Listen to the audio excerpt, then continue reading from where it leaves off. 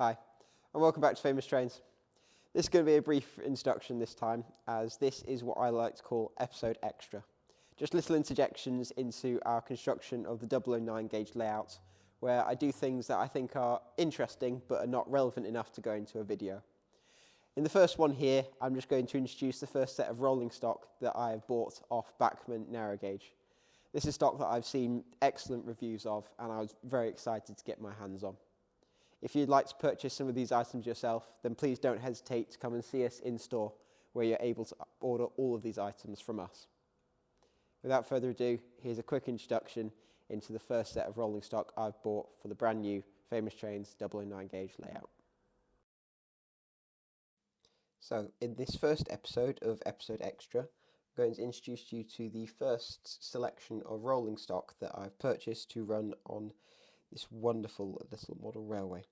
This is all from Bachmann, or from Bachmann's narrow gauge 009 range, and I'm very happy with what I've purchased. I think it will look great when the layout's finished and will fit in very well. So the first thing that I've ordered, and we're going to start off with, are these. They are Bachmann's 393228 Slate Wagons in red. Now, Bachmann do also do a grey version of these, but I decided to go for the red ones because I wanted some contrast between the grey of the slate and the colour of the wagon. And I thought the grey ones, they just merged too much and it wouldn't look good.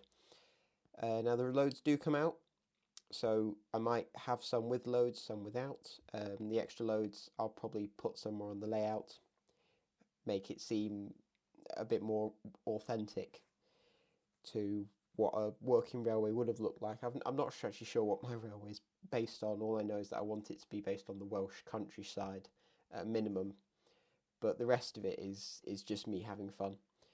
But this is the first order, and something that I'm looking very much forward to running. I think it will look very nice.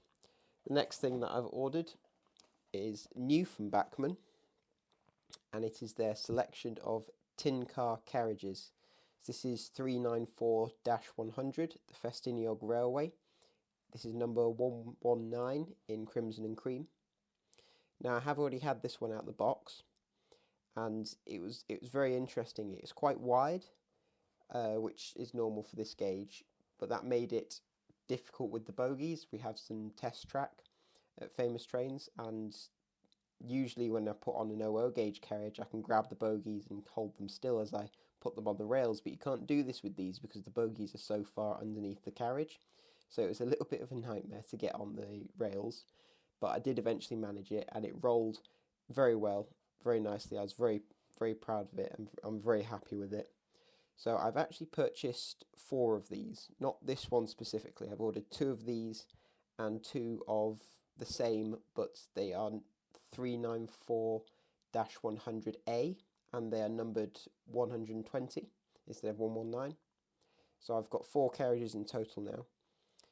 And the main reason I bought these ones is because I think these will have the highest amount of width, the biggest width.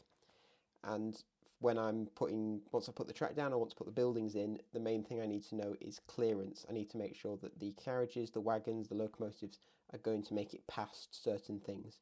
Because if they're clipping them, it could be a nightmare moving the buildings again.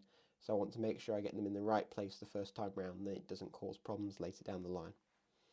And the last thing that I've ordered, which will probably be the last thing of this order to go on the layout, is also something which I think is adorable and I've seen very positive reviews of online. It's Bachmann's new Baguley-Drewry 70 horsepower diesel. So this is 392-025 in the yellow, the Dean Hill yellow wasp stripes. Now again, I've already had this out the box, and this comes DCC ready for a Next18 decoder. I have already fitted a Next18 decoder in it, which is why it was out the box. So that was another thing that I ordered, was the Next18 decoder.